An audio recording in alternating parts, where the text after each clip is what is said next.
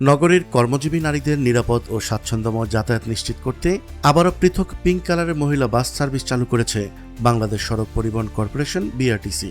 গোলাপি রঙের এই বাসে চালক ও কন্ডাক্টর হিসেবে দায়িত্ব পালন করবেন নারীরা। আজ মঙ্গলবার সকালে রাজধানীর তেজগাঁওয়ে বিআরটিসির ঢাকা ট্রাক ডিপো প্রাঙ্গণে মহিলা বাস সার্ভিসের উদ্বোধন করা হয়। দেখছি যেহেতু আমাদের কন্ট্রাক্টর এবং ড্রাইভার দুজনেই হচ্ছে নারী, সেক্ষেত্রে আমরা বলবো আমরা 100% নিরাপদ ফিল করছি। তাছাড়া আমাদের এখানে সিসিটিভি ক্যামেরা আছে, সেক্ষেত্রে আরো বেশি নিরাপদ মনে করছি। ঢাকার গণপরিবহন ব্যবস্থাকে পরিবেশ বান্ধব ও যাত্রী বান্ধব করতে 200টি বৈদ্যুতিক বাস বা ইভি বাস কেনার উদ্যোগ নিয়েছে সরকার। এর মধ্যে 100টি বাস নারীদের জন্য বিভিন্ন রুটে পরিচালনার পরিকল্পনা করা হয়েছে।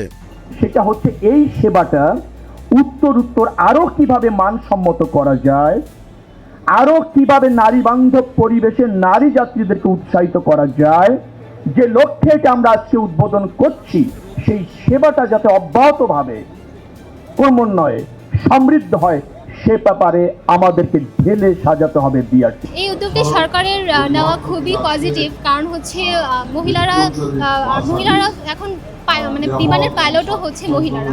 সেই জায়গা থেকে মহিলারা কেন ঘরে বন্দি থাকবে? মহিলারা এখন বাইরেও কাজ করতে পারছে, রোডে কাজ করতে পারছে, এবং শুধু বাস নয়, তারা হচ্ছে ডাবল ডিগার বাসও চালাতে পারছে। এটা হচ্ছে আমাদের বড় একটা উদাহরণ যে মহিলারা আর হচ্ছে ঘরে বন্দি নয়, তারা হচ্ছে কর্মজীবী এবং হচ্ছে তারা রাস্তায় পুরুষদের পাশাপাশি পাল্লা দিয়ে তারাও চলাচল করতে পারে। মন্ত্রী বলেন, সরকারের পরিকল্পনা অনুযায়ী এসব বাস সরাসরি ক্রয় বিক্রয়ের মাধ্যমে কেনা হবে। প্রকল্পের মাধ্যমে বাস কেনার ক্ষেত্রে অনুমোদন, টেন্ডার সহ আন্তর্জাতিক প্রক্রিয়া সম্পন্ন করতে অন্তত 1.5 বছর সময় লাগতে পারে। দ্রুত পরিবেশ বান্ধব গণপরিবহন চালুর লক্ষ্যেই সরাসরি ক্রয় প্রক্রিয়া যাওয়ার সিদ্ধান্ত নেওয়া হয়েছে। তিনি বলেন, ফসিল ফুয়েলের উপর নির্ভরতা কমিয়ে পরিবেশ বান্ধব পরিবহন ব্যবস্থা গড়ে তুলতে ইলেকট্রিক বাস এখন অত্যন্ত জরুরি। ঢাকায় মাল্টিমোডাল যোগাযোগ ব্যবস্থা প্রতিষ্ঠার পরিকল্পনার অংশ হিসেবেও এসব বাস গুরুত্বপূর্ণ ভূমিকা রাখবে। বর্তমানে কয়েকটি জেলায় নারীবান্ধব বাস সেবা চালুর উদ্যোগ নেওয়া হলেও ভবিষ্যতে অন্যান্য বিভাগেও এই সেবা সম্প্রসারণের পরিকল্পনা রয়েছে। সরকারের উদ্দেশ্যে বলা আছে যে এরকম উদ্যোগ যাতে সামনে আরও থাকে, যাতে আমরা সমালোচনার থেকে বেশি অ্যাপ্রিসিয়েশনটা বেশি করতে পারি।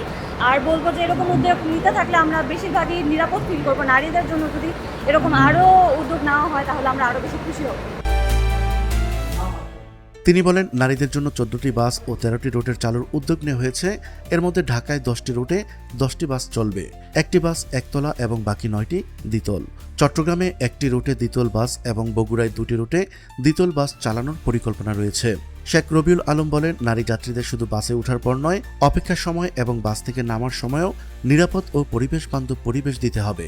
বাসে ওঠানামার সময় হয়রানি, অস্বস্তি কিংবা অনিরাপদ পরিস্থিতি তৈরি হলে নারীদের গণপরিবহন ব্যবহারে আগ্রহ কমে যায়। তাই নারীদের জন্য নিরাপদ যাতায়াত নিশ্চিত করা রাষ্ট্রের দায়িত্ব। নারীদের জন্য চালু করা বাস সেবা যেন অতীতের বিভিন্ন উদ্যোগের মতো কয়েক মাস পর বন্ধ হয়ে না যায়, সে বিষয়ে সতর্ক থাকার কথাও বলেন মন্ত্রী। অনুষ্ঠানে বিশেষ অতিথি হিসেবে উপস্থিত ছিলেন রেলপথ মন্ত্রণালয় ও সড়ক পরিবহন মহাসড়ক বিভাগের প্রতিমন্ত্রী হাবিবুর রশিদ, সড়ক পরিবহন ও মহাসড়ক বিভাগের সচিব ডক্টর মোহাম্মদ জিয়াউল হক এবং মহিলা ও শিশু বিষয়ক মন্ত্রণালয়ের সচিব ইয়াসমিন। প্রিয় দর্শক, আজ এ পর্যন্তই।